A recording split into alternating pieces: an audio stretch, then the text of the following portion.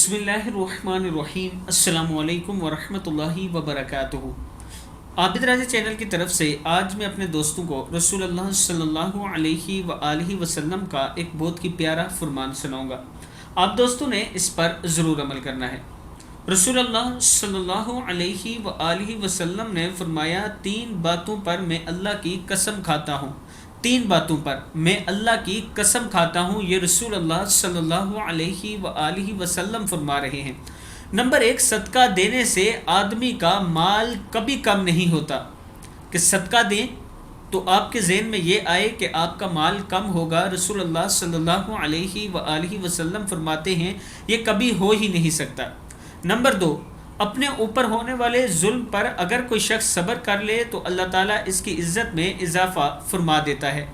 यानी आपके ऊपर जुल्म हो रहा है और आप सब्र करते हैं, अल्लाह से मांगते हैं तो अल्लाह आपकी इज़्ज़त में इजाफ़ा फरमा देता है।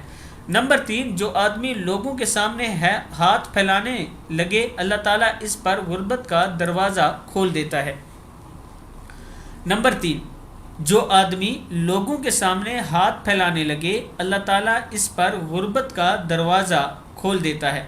यानी भीख मांगने लगे, लोगों से मांगने लगे, अल्लाह पर तवक्कल छोड़ दे और भीख मांगना वो आदत बना ले, तो इसके लिए ये फरमाया गया कि अल्लाह ताला उस पर गुर्बत का दरवाज़ा खोल देता है। अल्लाह ताला हम सबको इस बुराई से बचाए कि हम किसी के सामने हाथ फैलाएं, बल्कि हम हर टाइम अल्लाह के हुजूर ही सजदा करें और अल्लाह ही से मांगे। अल्लाह हमें ये तौफीक अता फरमाए और अल्लाह हमें सब्र करने वाला बनाए और अल्लाह हमें सदका देने वाला बनाए।